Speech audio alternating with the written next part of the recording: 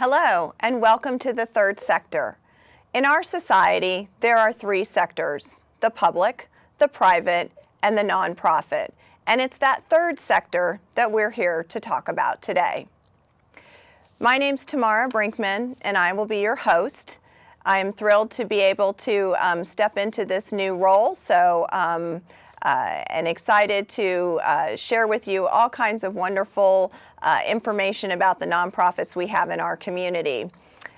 So first up, joining me today is Tim Pierson, who is the Executive Director of the nonprofit Bridges for Life. Tim, welcome. Thank you for joining me today. Oh, welcome. Thank you for having me. Appreciate it. Well, so glad for you to join me here today. Tell me about Bridges for Life. Tell me about your organization. How did it get its start, and how long has it been around? Sure, of course. Well, Bridges for Life, it was officially established in November of 2018, and we were incorporated at that point. And then in February of 2019, we received our nonprofit status. October later of that year in 19 is when we established our location, which is inside the Reed Memorial Presbyterian Church building. Mm-hmm. And so we established a lease there with them, and we're still in there at this point. So that's kind of the short history, because we are a new nonprofit, of course. Mm-hmm. But that's kind of how we've started and how long we've been around so far anyways. Well, that's wonderful. Do you guys have a mission statement or a vision that you laid out when you were seeing Bridges for Life to fruition? Yeah, sure. As far as a mission statement, our mission statement, kind of in the hashtag that goes along with it, is building strong and healthy families through compassion, connection, and community. And so really what that is all about is that we're trying to meet a specific need that we really feel that the community has. Mm-hmm. And kind of the backstory is that having worked and working in the field of social work, what I discovered and having just lived in Richmond my whole life is that it seemed like an obvious thing at first, but it's really that every family has some struggles. Mm-hmm. And I think everyone would agree that every family's got some things they're working on, trying to improve and become stronger and healthier. Mm-hmm. But there are a group of families and individuals that really need some extra support and need some extra hands to help them get there. So that's kind of what the need is, generally speaking, is to try to see if we can work directly with those families to help be that extra layer of support for them, if that makes sense. It does. How do you identify those families? Do they come to you? How does that process work? Yeah, it is kind of multifaceted. For a lot of it can be through, of course, a direct referral type program. So we have many different agencies in the community that we've made aware of the work that we do, made aware of what our offering would be, and so they can feel comfortable to refer families directly to us. Mm-hmm. Examples would be communities and schools, Centerstone, Meridian, kind of a host of different agencies that work in that same world, working with the same population. So if they, for example, communities and schools is a great example, because they have so much that they do and so much that they can offer for a family, mm-hmm. but yet there's an end of what they are able to do. Right. So if they get to that point, then they could refer a family to us, and they have many times to where we could then pick up where they're unable to continue based upon maybe it's the time frame that they can interact with the family or what resources they can to spend time on doing. So different agencies can refer. A lot of it is, of course, people can reach out directly to us. So there's a lot of different ways that we are trying to just market ourselves in a way to where if you're working with a family and they need some extra help that goes beyond what you can do, then send them our way. So we have a lot of referrals that come from churches where people call church for help or support in some way, and they're not really sure where to send them, so they can send them to us, and we can sort of be kind of the central station there for the family to come to where we can help them figure out what they need. That's wonderful. That work is so important, and we definitely have a lot of need for that in our community. While you've been speaking, Tim, I just wanted to let you know that they have put up a graphic underneath you a couple of times. It has your guys' phone number as well as the website address, so that folks who are watching at home can reach out if they feel that they could use some assistance from your organization. So we're making that available for the audience to see. Because since you're on Zoom and you're not able to be here in person, it makes it difficult to see what else is going on. So that's fine. I appreciate that. Yeah, so this way people can reach out to you if they want to connect. What type of impact does your organization have on the community? I mean, with that work. Well, I think that from a numbers perspective, we have a meal program that we do on Fridays, which is a partnership with a local church lighthouse, where we are feeding people every week. So last year we did maybe 3,000, 3,500 meals. With our most recent program, the Quarantine Care Package program, we've served a little over 300 people with that program so far. And then there are, many others that were what I mentioned before, the referrals from different people that have came to us. It's like with the care package program, while we had served about 300, there was another 50 or 60 folks that we talked with that they didn't really qualify for the quarantine care package, but we worked with them on helping to get them to other resources that they needed, or still trying to meet whatever need it was that they did have. So it's kind of right now the meal program, the current care package program, and then just the individual referrals we get. Right. From a numbers perspective, I think that's a big impact. Yeah. And secondly, the other thing that's real important, that is an important part of what we're trying to do, which is to create a place where people can come to help and to serve. I remember early on when I tried to get into our community and trying to help, I had a conversation with a guy, and I was still in another line of work at the time, but I had asked him, I said, well, I feel kind of compelled to help, and how could I help this particular cause? I was talking to him, and his response, it was quite honest, but he just said, I don't even know what to tell you. I don't know where to send you. I don't know how to tell you to get involved. And so we are also striving to be a place where people can come and help. Mm-hmm. So we're excited that we have right at about 100 people that are in our volunteer base at the moment. So we have, we had an event this last Saturday where we had 50 or 60 show up. And so when we have different things happening, we have a nice pool of volunteers we can go to and give them a chance to sort of give back in whatever way that they want to as well. So, and I think that's something our community really needs. Every community, absolutely. Yeah. And we are so blessed in our community to have a wonderful society of folks that do want to give back. They do want to help those that don't, that aren't as fortunate as them and have need. And it's wonderful that folks can reach out to you for both sides, either for, to get help for themselves or others, or for them to, connect with you in other ways, like to volunteer and to give their time, because there are a lot of folks that, just as it's hard to sometimes know where to get support, it's also, as you mentioned, a little bit difficult to figure out, well, where do I help my community? And so wonderful opportunity to partner with you if anyone's looking to give some time back to the community. Sure. Yeah. Tell me just a little bit more about that COVID care package, because that's a newer program that clearly has started, or the quarantine care package program, as a result of the pandemic that landed on us all about a year ago now. Yeah. It's kind of the program we didn't want to have, basically, is what it was. But well, that's true. Well, I think the heart of it is that when we talk about those two different types of families, one that needs extra support and the other one who kind of manages, while COVID and quarantine and that experience is not pleasant for anyone. Mm-hmm. No one wants to be at home for a couple weeks and all that.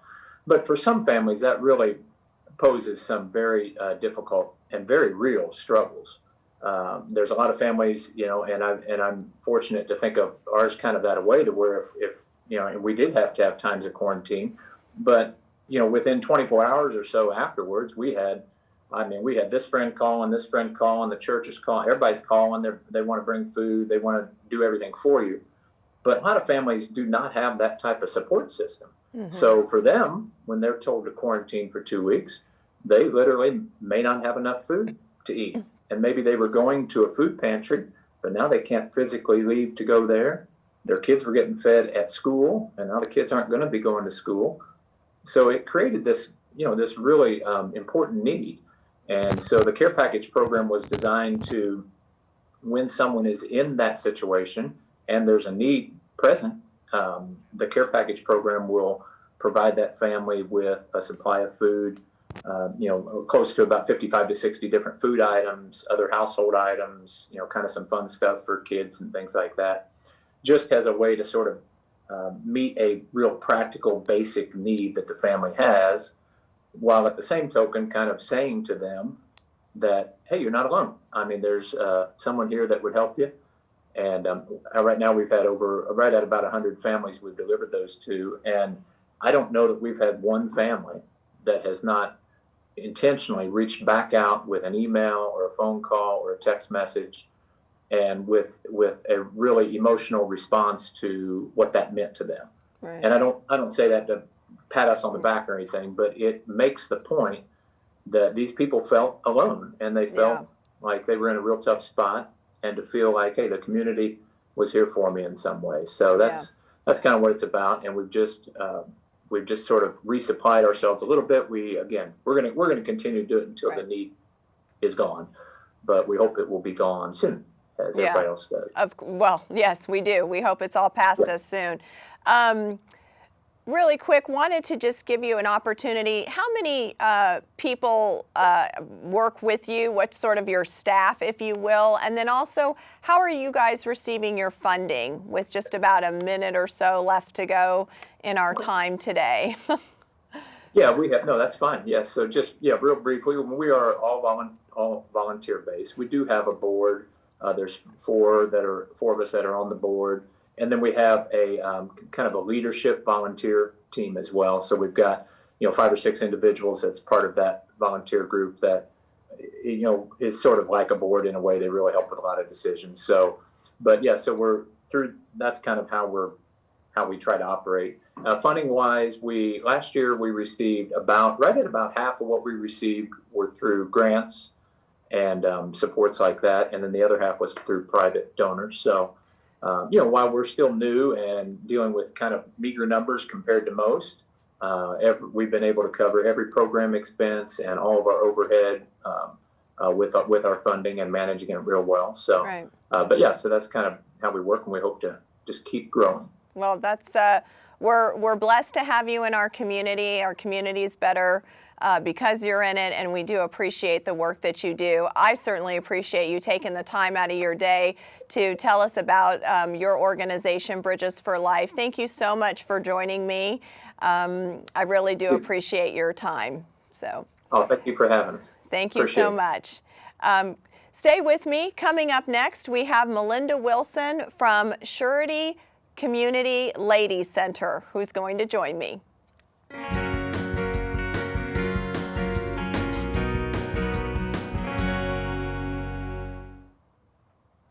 Welcome back. Joining me now is Melinda Wilson, who's the Executive Director of Surety Community Ladies Center. Melinda, hi. Thank you for joining me. I appreciate you bringing me on the show. Thank you. Well, I'm so thrilled to have you. And for our audience watching, Surety Community Ladies Center is very new to our community. You guys took on the tall task of opening during the pandemic, and so you've got, I'd say, less than a year of having been open. Would that be correct, Melinda? That is correct. Well, great. Well, tell us about your organization. How did it get started? Okay. Well, actually, it's been in the works for a little over 2 years now. The founders of the organization, which is Rodney and Diana Anderson, were actually living out of state at the time when the vision was birthed into Diana about opening a pregnancy center prior to them moving back to Richmond. So at that point, that's when the wheels started rolling, basically. And then we ended up having our open house in September of 2020. And we did that for the community and different facets of the community. So it was a 3-day open house to introduce them to what we're all about. So we had a good response from the community, and then opened the following week. And we are actually located on the west side at 340 Northwest 5th. So if you see the very large peacock blue building, we are actually on the corner of Peacock and Northwest 5th Street.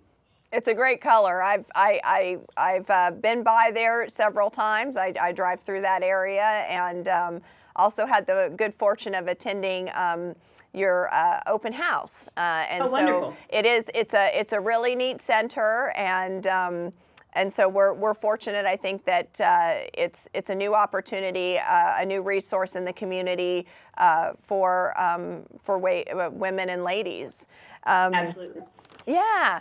So tell us a little bit about sort of your mission statement, if you will, if you have, or your goals of the organization. What's the purpose? What is the work that you guys are there to do? Well, overall, the center is a faith-based organization. And so, we basically want Christ to just shine through us as we develop relationships with young women in the community. It's not just in the Wayne County area. Anyone is welcome to attend and to develop relationships with them and walk them through their pregnancies, or if they even have young children now and maybe not pregnant, we are a learning center in addition to the pregnancy center. So with that, that would give them different forms of parenting, whether it be to have the baby and parent themselves or to adopt. And then we also offer classes to give them more of an independence so they can be out on their own and, be a family, whether they're raising the child on their own or if they do have a partner that is going to be raising the child with them. So we have several different classes that we offer to help them with that. Yeah. So that's what we want to do for them.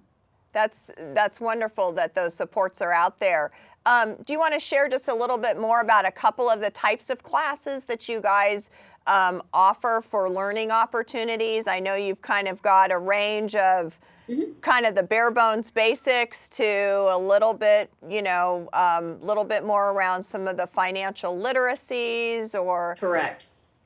Yeah, we do the financial literacy, and the company that sponsors that is First Financial, which is great. So we have those courses that come up periodically, and those can be followed on our Facebook page, on our websites for actually all of the skills that we do in our classes. We also offer life skills. One's Apples of Gold, which is actually a tie-in of a Bible study as well as a baking class. So they're learning, okay, how do I shop? How do I bake? There's some things that they may not be aware of. We have a new one coming up this first quarter that is how to prepare a short form for your taxes. Because a lot of them have probably never filed taxes before. And with a short form, it's just so simple. Here's a way that you can do that yourself.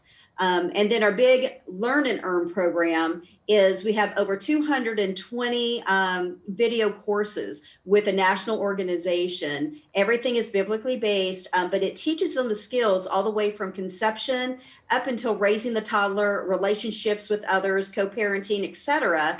And with that, they are part of what is called a Learn and Earn program where they earn baby bucks to shop in one of the other areas of the organization, which is a Mommy and Me boutique.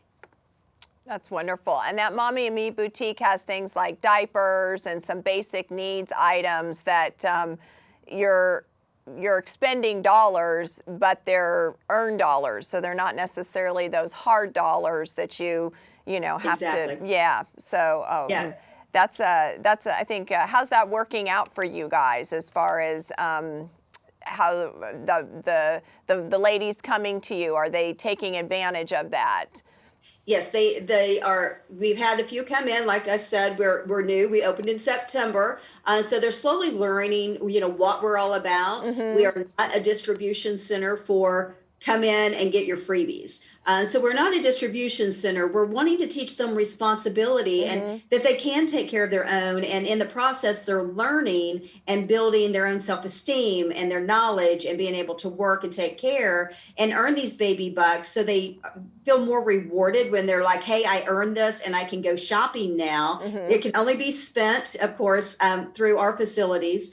And then we receive donations from the public to the community center, to the Mommy and Me Boutique, which is, gently used baby clothing, as well as items that can be used for maternity clothing. And then we have other items. We've received bassinets, car seats, blankets, that type of thing. And then with the diapers and also some other baby items, if people shop Amazon.com, and shop locally, but when you do your Amazon shopping, you can actually go on there and click on the Surety Community Ladies Center baby registry, and just just click and say, okay, I want to add these little diapers to this, and it's a small amount added to your actual purchase, but yet they come to the center to help with the families that come in here. What a great and easy way to donate and give back. Exactly. While we're talking, I wanted to let you know that we're putting up the information about your website and how to find you guys and so forth, so that folks that, if our audience watching, if they are interested in connecting with you, they've got your phone number, they can reach out, they can get more information. If maybe they're interested in volunteering their time or they have items for donation, they can, give you guys a call and have a conversation with you guys about what they might be looking to do or to donate. Yes, we definitely welcome their calls.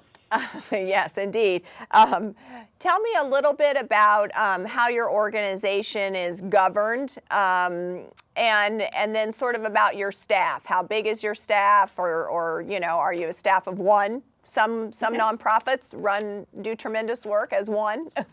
Right. We actually are governed by a board of directors, so we do have them in place. And then we do have a staff, but it's a small staff.